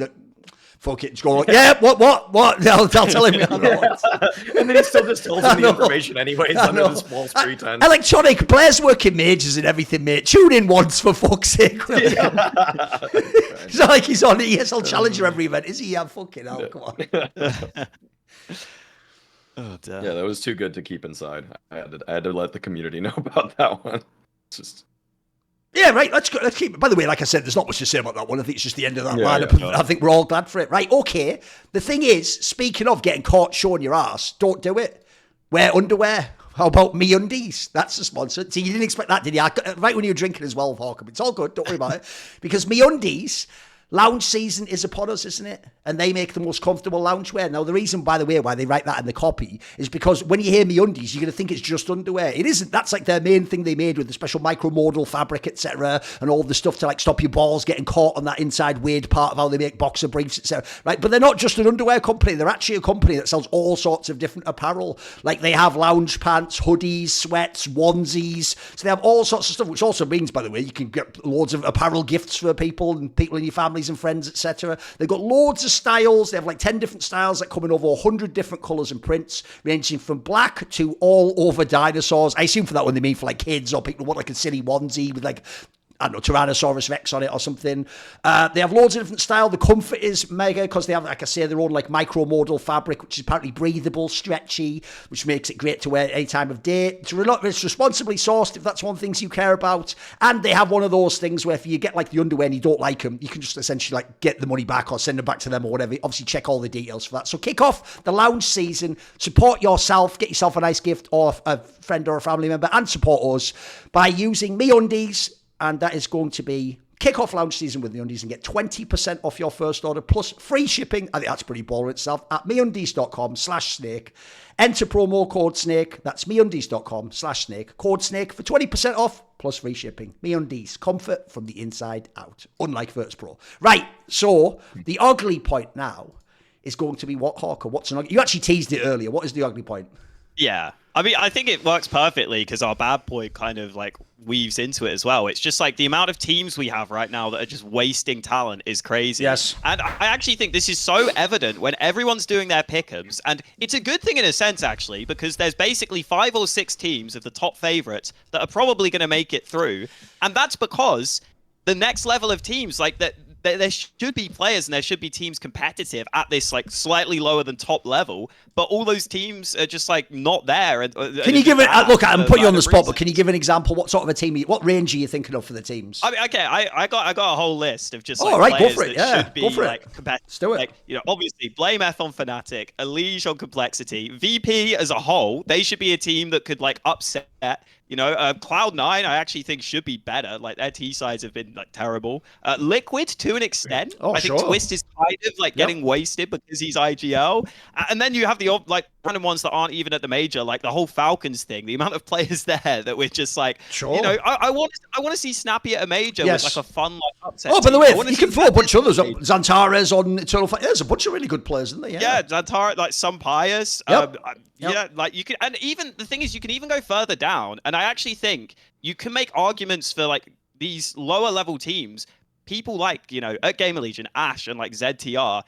I would argue in a weird way they're getting like wasted as well because they don't have the talent to actually like compete as well as they can. Like they've been doing well. Stanislaw, like why does this guy not have a European team? Why does this best player have to be fucking Sonic? Like let's get this guy some better players as well. I'd say the same with JT. Maybe even Sin on M80. I think he's pretty good. Like it feels like there's this weird scenario where there's a bunch of teams that have the good players that should be competing at this stage, but that the leadership just seems terrible. And then there are a few in-game leaders where I'm like, I actually think you could do a pretty good job and have a team that could actually upset at this stage. And listen, I guess the nice thing is all the favorites, I think, are almost certainly going to make it through this stage. But we all got to that point in the pick'em where we picked the 6 teams, and then we were like, I mean, Heroic, you should be good. But then, after that, we're like, what? Like, Heroic's the only team where I'm like, at least you're a team where you could upset. By the way, you could even, in your list, you could even have thrown FaZe in there, right? Don't FaZe have a bunch of players that could be on top teams or make other teams better or make G2 or Vitality? But no one talks about it. But you could do the same thing we're all trying to do with Mouse to FaZe. You could split that team apart and make everyone else better too, right?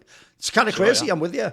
What do you think, Maui? Because, by the way, I definitely agree with this take there. Even though, in a way, it does look like the major's fixed. Finally, we don't get, like, Vitality in the first Swiss every fucking time or whatever. But the downside of it is, Maui, it makes the second Swiss pick'em actually ridiculous. Because, when you joked that in the previous Swiss, you just took the top 8 ranked teams. By the way, Maui, why wouldn't I take the top 6 like ranked teams like Hawka says in this Swiss? Like, how am I supposed to predict that they'll randomly lose a BO1 for not? Like, what am I betting on at that point? Surely I have to pick them. So, I agree. It's actually made it a bit boring because I agree. Outside of a few teams, almost everyone does mismanage their roster. Like, what do you think?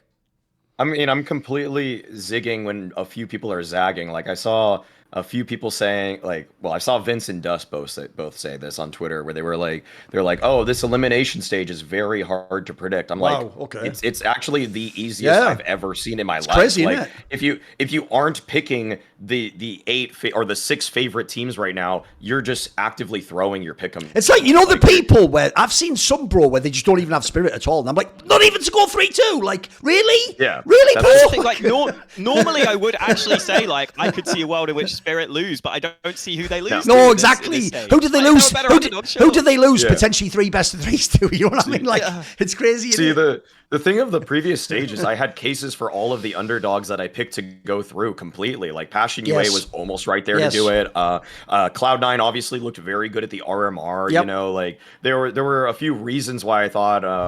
It's just some of those teams could have done it. Fnatic could have. Lots of teams could, I can't really make a serious case for most of these underdogs. There's a couple that I like for the future. Like, don't get like I want to see MIBR in 3 months from now, but I don't rate them amongst the elite teams today. So no, I think that the drop off it feels very sharp. Even though I looked at it, like the Blast Paris Major had a lot of lower ranked teams at this point, and everybody, we all considered that one kind of like a huge upset major, but there were actually more teams out of the top 15 that made it to this part of the major than this time around. Like this time around, it's actually like very few, it's very few like super high ranked teams. Like for example, like in the Paris Major, Gamer Legion was ranked 31st in the world. Wildcard is the lowest ranked team right now on HLTV, and they're 22. But for some reason, I do agree. It's just like it just feels like the A tier is very stacked, and then the D tier is like fuck everybody else. It's just like a huge 1-2. By the way, I was even looking as you were doing the list as well, Hawka. You could chuck a couple more in, like Insani and Keserato, or just in teams that are probably going to be irrelevant. But you watch them in the server, you're like, these are straight fire players, mate. I mean, to address Hawka's point, it's like I just feel like the top teams have done such a great job of consolidating world-class talent on them. Yes. I also do think you can notice that CS2 is different from CSGO like that. CS2 is actually about talent stacking. Like, in a way, even though I don't agree with the IGL choice, G2 did actually do the smartest approach. Right now, if you stack aimers that don't overlap in their roles, you will win a lot of fucking CS2 games. Yeah. With some respect to role, it does just like feel like that. Like it's crazy to me. Like I think you could easily make a team out of like for sure. Like, the players that I'm like, listing. like put it this way, if we had an extra half an hour, we could do a whole podcast topic where it's like take 5 players not in the top 6 and make a team that wins the major, and you could unironically do it. You could probably make 2. Totally. You know what I mean? If you do all the teams together, yeah, of course. No, I'm with you. I actually think it's a great point, by the way, Hawka. Like, I actually think that is the saddest thing about CS2 to me. It cycles back to something we talked about earlier. I think everyone sees the teams outside of that, like, really obvious 5 to 6 that we're talking about, and they look at them and they go, oh, CS2's random, that's why these teams are losing. It's like, no, first of all, like I just said, CS2 clearly, roster construction doesn't work by the exact same rules and guidelines as CSGO. So I always tell people, on paper, like, the obvious example is, like, the heroic lineup right now in CSGO would probably be top 4, mate. Like, it actually fits every role that we thought was you had to build for. But actually, the G2 team, which, by the way, would be a failed super team in CSGO, because it'd just be weird fragging, is actually way better than them in the game. So it just shows how different CS2 is. But I think the biggest problem for me is the teams outside. Essentially, if we give those teams credit for GMing well, the other teams have mis-GM'd, or there's players who are just in those weird, like, purgatory spots, like the Xantaras is, where it's like, you've got the Tabson thing of like, well, yeah, obviously, we want you to do an Elysian, just say, fuck it, just go to a better team. But then you're leaving the Turkish team, and then you doom your Turkish scene. So that's obviously a different consideration. You go down the list, there's just too many good players. I've never seen it like this before, though. In the past, I know part of it was contracts weren't as enforced, buyouts weren't a big deal. People just went to the top teams and left in the past. So I get that in the past, obvious moves happened. But it does feel jarring, like I say. If you just run down that list there, we essentially just made like a little HLTV top 15 of people who aren't in teams that you'd need to be in to make the HLTV top 20. Like, there's some straight fire talent. I've never seen as much talent not in the top teams. That's the craziest part. Especially because, remember, this is the most jarring part. In the modern day, almost every European team is an international team that speaks English. So now there's even a place they can all go. Remember before, Xantares going to Big was actually one of the only spots he could have gotten into at that point in time. They weren't going to recruit him to FaZe Clan, were they? Like, that's like, at the time, a level above where he was. So, no, I agree. It's actually just kind of a bit whack in that sense, but whatever. Good, ugly point, though, because in a way, it's good that there is the talent there. Obviously, just sad that they're kind of trapped in teams where they're not relevant or they're going to win anything. Right, Maui. I could just pivot. I could pivot to mine. It's a perfect springboard. It's just about talent that's on a roster that's just not really going to find opportunities in the upcoming season. I feel like reading Groove's interview with HLTV for was kind of like was a sobering realization that they're just not ranked high enough that they're going to get invites to practically any tournaments. And I really feel like I rate 4 of those players. Sure, the T sides are a bit weird right now, but I rate Boomich very highly as a captain. Again, like kind of circling back to the Cloud9 or the complexity aspect of morale. He's one of the best morale like just leaders in the Eastern European space. I compare him to people like Chopper or like Jame or whatever. It's like those teams when they're down and out, they look solemn. But like in a weird way, Cloud9 choked against complexity, sure, in a weird fashion, but like I never feel like the body language is as detrimental, and I always feel like Boomich is one of the best uplifting people around. Like in Heavy God's interview about Boomich too, he was just singing his praises about his attributes as a captain. And beyond that, I mean, Heavy God himself, obviously one of the sickest players out there right now that isn't on technically a top 30 team or top 20 team. And then Axile, sure, he isn't a top 5 rifler anymore, but also very proficient in role. Icy has grown on me a good amount. I actually didn't rate Icy going into this Cloud9 lineup. I was like, he's got a lot to prove to me. I feel like he's actually proved it. And I'd say the only obvious hindrance is Inters. I just feel like I've talked a lot about Inters and my problems with him as a player. I just feel like he's playing an antiquated style of trying to play for his life, buy time for rotations, but then he never even actually goes for the kill. And I just feel like that's so detrimental to what you need to do now in CS2, and just like you just need to get one. It's like I think even getting yours and dying is, depending on the situation, it is situational, of course, but I feel like that's never his option choice, so rarely at least. So I feel like this Cloud9 team was kind of in a weird way almost like they're better in LAN than they are online, because online they were just kind of dicking around. They were toiling around. Like, at least they were able to accomplish the goal of making it to the major, but they didn't go far enough at the major to accrue enough points. And now thinking about them into the upcoming season, it's like they're almost doomed to just keep repeating this online gauntlet that is really not favoring them. Yeah, I'm with you on the Inters thing. Like, I think for some reason he seems like a bit of a like Reddit darling sometimes, and I think people are like, "Oh, dude, he's this guy who like he doesn't actually even get kills. He's just really smart. He just plays to live." And like I think that was true in the past, but now I watch it and it's like, no, it doesn't work in the same way. It is bad, especially when obviously like Perfecto was here, and you're just like, "Oh, cool." So we just don't have that, I guess. Like, brilliant. And also, like, I don't see the full context, but I was looking up the Groove quote afterwards where he was like, "Oh, well, I think he admitted it wasn't a great result, but then he was like, oh, but I guess if you compare it to the other teams in the region, I guess it's a really good result in terms of Astralis, Eternal Fire, and other teams that didn't even qualify." And I'm like, that's wild, isn't it? Okay, that seems like copium a little bit. Like, just focus on yourself, maybe, and don't just like try and make yourself seem better. I guess the only thing is like they didn't really have that many online games even leading into this. They actually didn't get to play too much. So I also think like Heavy God, he's clearly good, but I think he was in this stage like a little worse than I normally expect from him. So like I think that there's things that can go well with time with this roster, but yeah, it is a scenario where it's like it is disappointing. And yeah, I don't know.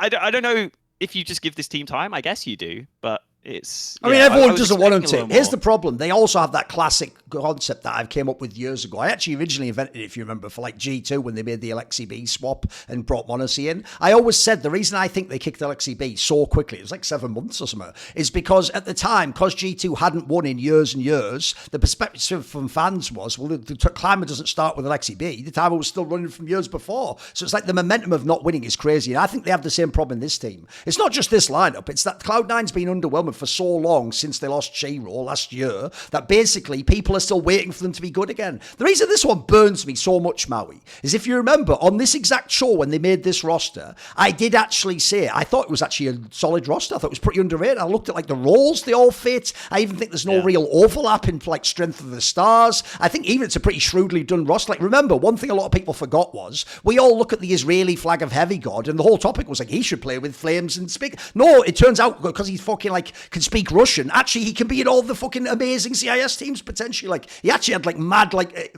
a potential free agents, like let's say agency with where he could move, let's say it that way, right? So the thing that I think sucks is this: a pleb can go, "Ha, you were wrong," and it's like no, if you just listen to what we just said, I actually think it sounds like you guys are on board. I actually think it's the opposite. On paper, this was actually not a badly GM team. This looked like if I was doing not the like giant budget team, this looks fairly shrewd. Like if you don't know, the Icy guy was like an up and comer. He just needed to test himself. That's actually been really good. If you don't know, he's the best player. Heavy God is good. He's had a few months where it was a little bit hard to acclimatise to this squad, but he's clearly a good player. Axile, look, he's not the Axile from CSGO. Forget that for now and you'll be okay. Like Maui said, if you just view him as like fucking aggressive rifler, he is good. He's still actually good at the game. He's not terrible. Boomich is the IGL and does his job. I agree on the Inters one. Look, here's the problem Inters has. It's a very simple one. I actually think that might be the type of player that has been eliminated by CS2. And by the way, this happened in CSGO. Famously, when those two elite 1.6 teams switched to CSGO, Na'Vi and Virtus.pro, not Virtus.pro, the people who became Virtus.pro, the Poles, they switched with their 1.6 rosters and they had the two most famous Inters style players. They had Senya on Na'Vi and they had Lord B, you know that guy, he was on the Polish team. And famously, those two in 1.6, it was just like we're talking about with these players. It wasn't about they had to get frags. They would just do things like space create, when you were clutch, just like fucking play for time, play with no weapons, play the util game. And that used to be enough, by the way, that you could win the game because you had Neo or you had fucking Marklov or something. The problem we found in CSGO was even like the supportive element had to frag a bit. You know, that's why you got the opposite in CSGO. You had these amazing supports that over the Zipnixes, NBKs, you had the ones that, like Perfecto at the end. He could, if you don't know, Perfecto could put up a 1.1 rating and be the fourth best player on Na'Vi. Like, it was bonkers. That's why that lineup might be one of the greatest of all time that sadly was halted early. So the problem I think you have is this. The difference is Perfecto does all the same things Inters can do, but he can also frag people and he looks like he has confidence in the way Inters doesn't. So unfortunately, Inters is the obvious one that didn't really make it. But I still think opposite to the VP one. When I look at this one, I look at like you, Walker, and I go, this isn't even a bad lineup, though. It's actually not bad. And again, people even kind of frag the way you'd want to. It's just somehow as a unit, it hasn't done it. Like, the worst thing about this team is it just doesn't win games. Like I say, I don't even think people have like ruined their career by going here. I actually think, by the way, the Icy guy obviously should be on a better team one day. Heavy God probably will be on like a G2 one day. Fucking Axel can probably be in another. He could be a VP or something if he wants. Like, most of these players, you can reclaim them. It's just something's gone wrong with his squad. It's actually one of those ones where it's just a bit sad. Like, I actually don't think it was a badly put together squad. I like it. I think it's sort of legit. Well, let me think. Oh, there's one last thing I'll say is this as well. At the time they did form this squad was when there was all those rumours, like that famous leak from like the literal Angkor guy, who was like the friend of MonteCristo, that like maybe MonteCristo would consider this team. Well, there's the other killer, right? Because you look at this roster, if you really did put MonteCristo instead of Icy, mate, you would cook with this team. You could be really good. Like the roles again fit. Like this wouldn't be a bad squad. I think it'd actually be a very good squad potentially. At that point, Axel really only does have to be your third best. And you'd have the best player in the world, in my opinion. So, and also one last thing that gives away what I just said, that this is a team of good players that isn't that good, is, bro, their CT side fragging is really big numbers, by the way. When it's only skill and they just play off their own ability with the crosshair, they can fucking shoot people. They're not bombs, but something obviously just isn't working with like the unit on T-side. For me, the part people miss is T-side's where you have to be the machine. See, T-side's about things like, do we have someone who makes a good call? Do we have our egos in check? Do we play off it? They actually seem to do that quite well. It's why the big bomber, like I say, to bring it all the way back to the beginning is, I get it. If you're a C9 fan, one, you want to cheer for NA players, and two, this team isn't elite. That was the only option in which it's okay to, if you want Team Liquid or C9 to not be NA, then they better be one of the best teams in the world, because then people can accept it. They go, right, okay, but it's like me being a fan of Liverpool if everyone's not from Liverpool. Like, I want them to win, obviously, that's fine. But then if we were like 13th and no one's from, what we do at that point in time, we're just a bad team, aren't we? We're a shit super team. Right, let's move on. The last point will be after one last ad, and that is going to be, obviously on CT side, like I said, they need the comms, need to be listening, they need to have that situational awareness. So I'll tell you what they could use, which is Raycon Everyday Earbuds, which is one of our wonderful sponsors here.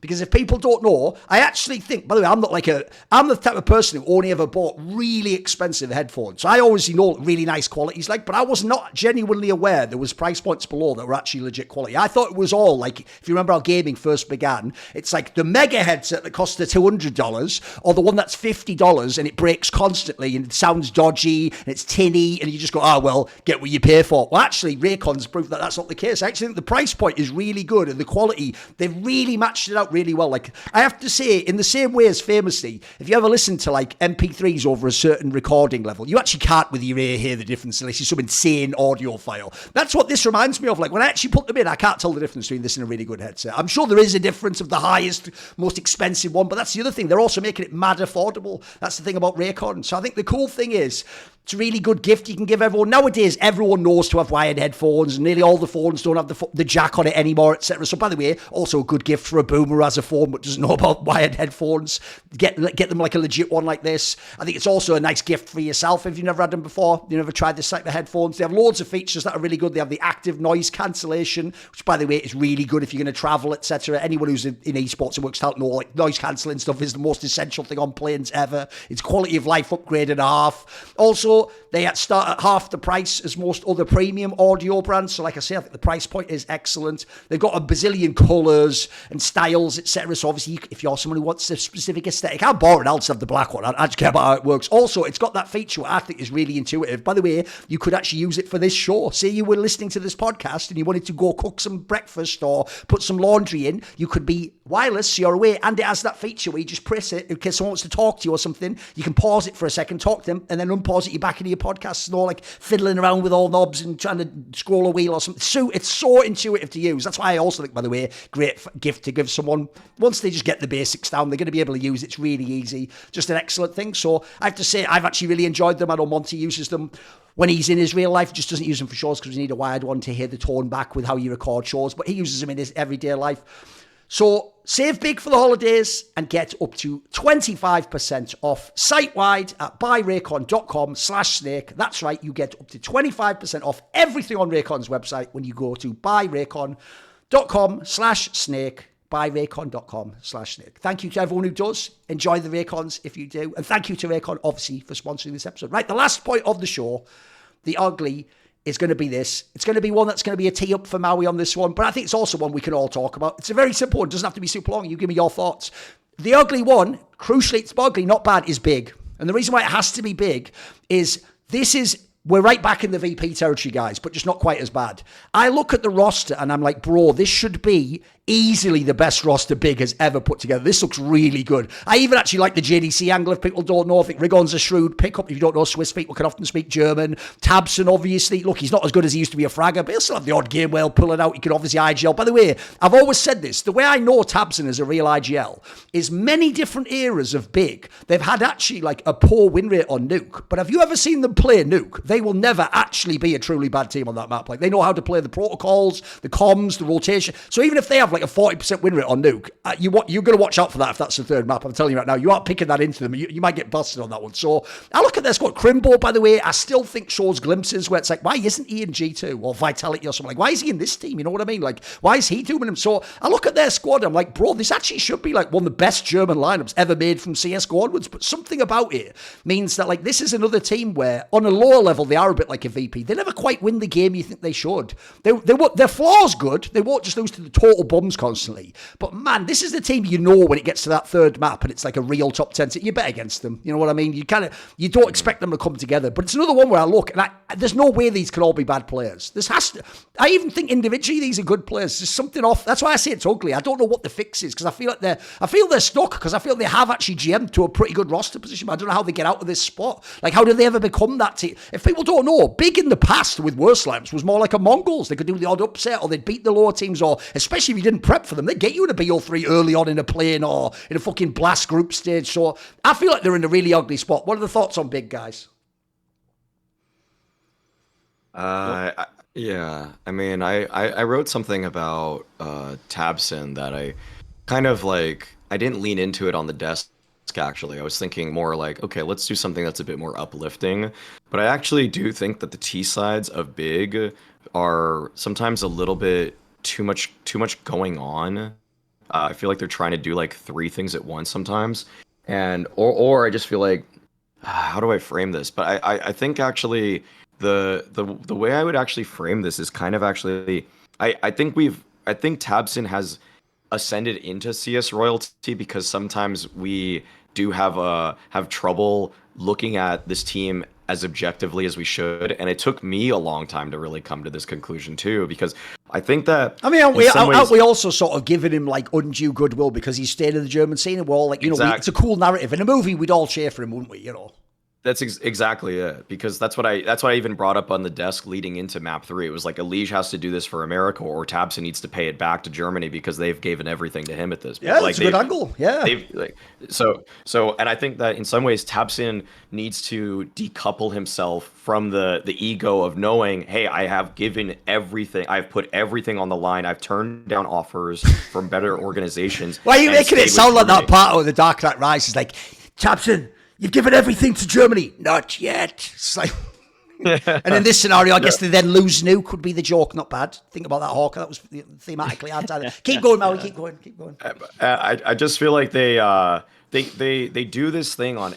I see this once per practically T side, like once per half, where they actually are going through the opening stages of a round, and then they just send it through a smoke for no reason. I see this like once per half, where it's just like they'll even, because I was doing research like prepping for this Complexity big game, and I watched them at ESL Pro League, and they had this round on Ancient where they actually got 2 kills in the default. Like, it was a 5 versus 3. Complexity just threw a smoke on like the B ramp of Ancient, and they just jumped 3 people through it when they had 2-man advantage. And I was like, there was like a good 4 seconds, 5 seconds between when they got those kills and when they jumped through that smoke that you could have just said, wait, guys, like we have a huge man advantage. We don't need to do this.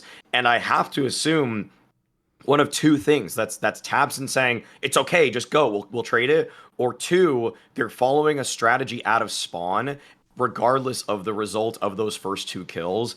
And I just think they need to like, the one thing I think Big needs to do is for every player on the team to have enough autonomy to call halt or cancel this next action. Right. Like, they can't just follow blindly. Do you think they let him be like the chess master and he just makes the call, do you think? Yes, I think Tabson just says this has to be done, and they need to follow it, much to their own detriment. Before the game against Complexity, they had the lowest T-side round win percentage of the entire tournament. And it was, that was because they would always have that one critical call that is just like, dude, you have 1:10 on the clock. Like, why do you feel like you need to take the space that you can take 15 seconds from now when that smoke is fading, or at least throw a nade to break it open? Like, that's one thing I like about MIBR. They want to play fast, so they even on T side buy nades so that they can bust open smokes and just continue regardless of the plan. Like, it makes it so they don't have flashes for the late round, but it's like, they don't care. They don't care. They'll just throw the nade. So I think Big either needs to buy more HE grenades so they can bust through smokes, or just say like, no, we need to stop. We can't keep going through these things. Maui, why don't you join the team and help them out? Because you revealed on the desk you apparently have some bloody German heritage as well now. I'm sick of this guy, okay? Because as if he wasn't hated enough. I know. You just lie about like having every ethnicity in the world. No, is it Maui? You're no Hawka. You have to understand. In a way, Americans culturally already were primed for that like 23andMe and ancestry, because you know this. Every American doesn't go, I'm American. They go, I'm 1/16th Norwegian, 1/48th German. And it's like, well, fucking hell, this is killing me. The joke being, here's a straight fire joke. It's much like actually consumer food and products in America. There's just a load of unnecessary ingredients listed on the back. You know, in Europe it's just a few ingredients. You know, I'm English and Scottish or something. You know, so there you go. Exactly. If you actually looked at my grandma's 23andMe on my mom's side, it's ridiculous. Oh, geez, it's like okay, it's because if you're Hawaiian, it just has everything. It has everything. And what's the other one? Is it Swedish or Norwegian? What is the Ellenberg from? Swedish. Oh, that's on my dad's side. It's German. It's German. There's a town near Stuttgart called Ellenberg. Oh, fair enough. Okay, cool. Yeah. So. Yeah, but just quickly on Big, like, their T side numbers are genuinely like, if you look at their T side stats, it looks like they didn't make it through the stage. Like they won 60% of their 5v4s on T side. 60% only of the rounds where you have an advantage. That's actually dog shit. Like, that is so bad. Yeah. I agree with you. I think that like they just don't seem to have any, like, mid rounds just seem to be really bad on this team. I think that seems to be a big problem. And also they do strike me as this team that they always had that identity of like, oh, they've got these like really cool nades and little pocket strats. I think they've kind of lost that. And I don't know what it is now with this team, but it's like, I also think that they don't have that as their like identity. And they also can't really run these aggressive plays well, which is what we wanted when Rigon came onto the team. Like, Rigon and JDC should be able to actually loosen up and just frag sometimes. And I don't really see that either. Like, Rigon has actually been pretty bad at this stage, to be honest, which is a shame. So yeah, I don't know what that is, but like the T side has just kind of sucked. And the thing with Rigon is he went from being like, say, the short player on Mirage for Bad News Eagles, and now he's anchoring all bomb sites. It's like, this just isn't the way he wants to play. It's a good it's why roles do matter. Like, it is why, like, he actually was just thrust into completely different positions, and just like Tabson plays the spots, or JDC plays the spots that Rigon used to play on Bad News Eagles, and it's just like, I don't know how they really expected it to work role wise for him, but he's gotten a little bit better, but he's still like really confused in certain situations of like when he should do anything or just sit on the bomb site. The worst thing is as well, like I say, if you go and look at this roster, this one is like VP. It's still on paper, looks like it should be really good. Like, you look, Tabson, he's not as much of a fragging out. You think fragging IGL, overqualified to be in the team. Crimbo, by the way, unironically, they weren't trolling. This guy, before Malbs joined G2, and you're like, if they need an anchor player, this is the guy you sign. Like, you looked at a massive prospect, and he's like a really skilled player. Fucking JDC's obviously a supportive element and a captain figure and a glue guy. That's awesome. Like, you say that even almost now, he offsets like the good. It can do good cop, bad cop with Tabson. Tabson's obviously the drill sergeant, and this is where JDC's the chill guy. And then the Rigon guy, by the way, I'm sure is happy to be there. He hasn't been in top teams. He's even like an entry type player. Like, there's so many ways this could have worked, but somehow it just doesn't. Sirisen's even actually had a little glow recently. I know he hasn't been good at the beginning. He's actually got an half-team. On paper, all the roles should work, but I agree. There's some overlap that doesn't work. I think so. A couple of things with Sirsen, I call this whole thing when they signed Toby in July, the old coach of Big. I mean, they were number one in the world. He's coming back, right? It helped Sirsen immensely. Like, he actually became he had a little bit of a downswing in the middle of this season, but he's back to like actually being a contributing member to this team, even not in the Complexity final map necessarily or anything, but like a lot of the RMR and the major, he was actually pretty decent. As for Crimbo, I just have to bring it up. Like, I can just tell this guy is going to be in CS as a tier 1 player for an extended long period of time, because during that time when Big was constantly like Favin got COVID, Surson wasn't at this tournament, even Gabi had to slot in. Literally, Crimbo changed his spot on Dust 2 4 times. Holy like he was shit. he was playing like long A, That's A wild. rifler, B rotator, B anchor. Like he literally played every single rifle position on like almost every map, and he was never embarrassing himself or dragging the team down. Like this is it just goes to show like Crimbo, I would almost just go as far to say, like, of all the players and their adaptability and how smart they are at the game, I would rate Crimbo like insanely high. No, like respect. elite levels of intuition for this guy, because he has just had to do everything. He's like the least one trick type of player. Like he's done literally everything except for op for this team. Like it's absurd.